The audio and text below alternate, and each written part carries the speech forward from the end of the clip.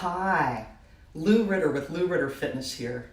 Ready for an excellent three-dimensional ab exercise that requires no equipment? We all know three-dimensional core training is essential. We've all done and respected the plank. This is a variation that adds specific intensity that's going to help break through your latest plateau. I call it the double crunch plank. Definitely watch it first, so when you get down to try it, you know exactly what we're going for. You're going to start in a bent knee plank position. Now, in the traditional plank, the more challenging version is with straight legs up on the balls of your feet. Not so here. You got to be on your knees to get the most out of this one. You're going to be doing a double crunch into the floor by crunching both the upper and lower sections of your abs in towards each other. The key to the whole exercise is to really power it from your abs. I could do this same movement by just pulling down with my shoulders and tucking my butt under. Don't do it.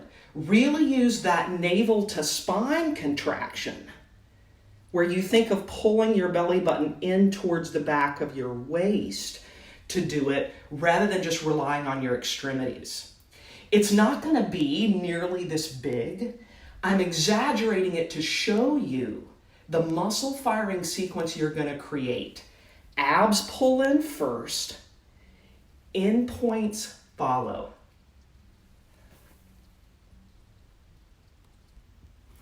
The actual exercise looks like this. You may need a towel or some padding underneath your knees.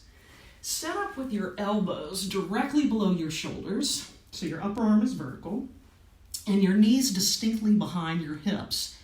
Your feet and ankles are extended rather than flexed up. You look straight down so the back of your neck is right in line with your spine. This is level 1. If you haven't been exercising regularly, start here. If you've been at it for a while, scoot one elbow forward at a time, just a little bit, an inch or two. And the first thing you want to do is pull your abs in through that navel to spine contraction so much that you feel held up by the matrix of your abs, not your shoulders or your hips. Let them be secondary. Once that's established, intensify that contraction. Here comes the double crunch. Hold it for several seconds so you really feel it and get the benefit of that peak contraction. And then back to neutral. Again, double crunch, pull it in, really hollow it out, and back to neutral. Now, as you can see, externally, it's not big at all, but internally, you are going to town. Don't feel like you've got to do something big and showy. Do as many quality reps as you can until your technique starts to break down. You start to arch your lower back, you sink into your shoulders. For me, it's about 10 reps. Then if you want to, you can superset it and do a couple of reps where you focus more on the lower half. So you'll bring your elbows right back below your shoulders. This time, you're going to really focus on pulling your pelvis forward, almost like you were trying to drag it horizontally along the floor. I'm going to exaggerate it a little bit. Pelvis. So you can see what's going on.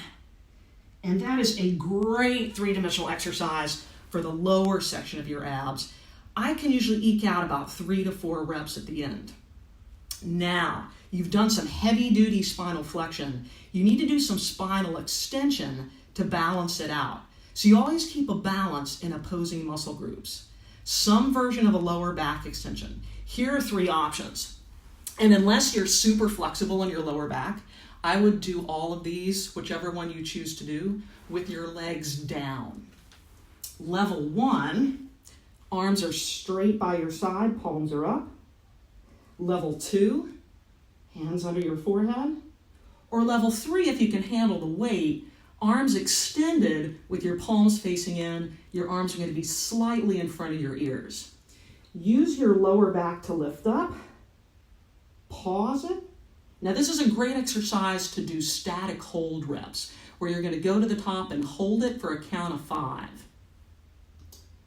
1, 2, 3, 4, 5.